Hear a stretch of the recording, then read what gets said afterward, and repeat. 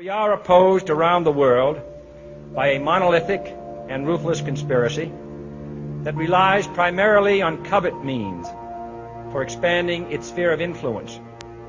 It is a system which has conscripted vast human and material resources into the building of a tightly knit, highly efficient machine that combines military, diplomatic, intelligence, economic, scientific, and political operations.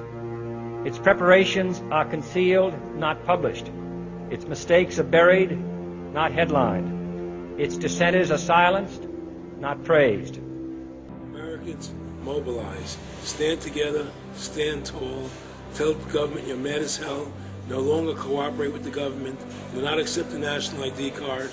Do everything in your power to restore freedom and your individuality back to America. Stop being a country run by the institutions for the institutions. Let's go back to we the people, by the people, for the people, as opposed to we the institution, by the institution, for the institution.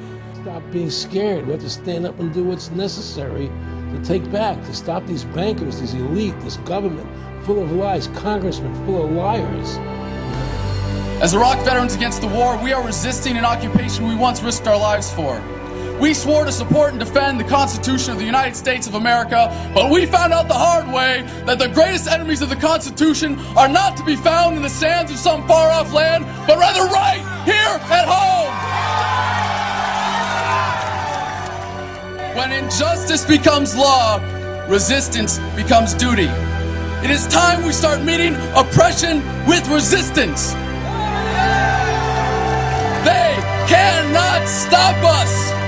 Humanity marches on. The utmost manifestation of love and devotion to America is today, as it always has been, resistance of tyranny.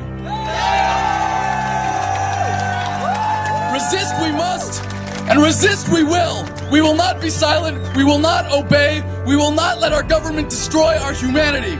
We will not wait another moment in fear to stand up for what we know to be right. It is time we start meeting oppression with resistance.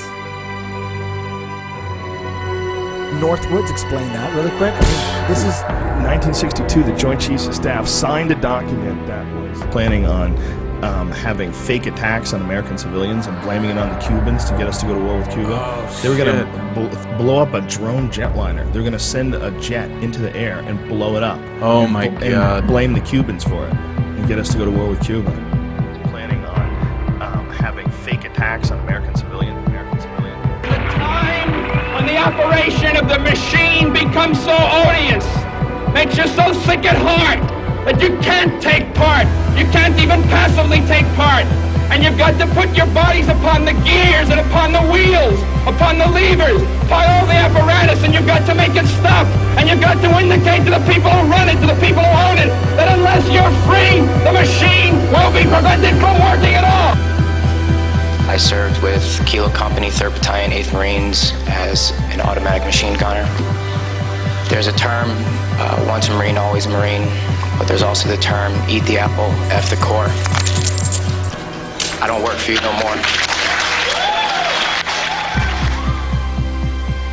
And I'm a Marine. I took an oath to defend the Constitution. The Constitution! I didn't take an oath to defend these banksters. And I guarantee you, all you devil dogs out there need to rise up and take over this country and defend the Constitution against these punks. Okay, I'm sick of it too, Alex. You know, I'm a Marine, but I'm sick of this. You know, they're using us and they're sucking us dry and they are destroying us.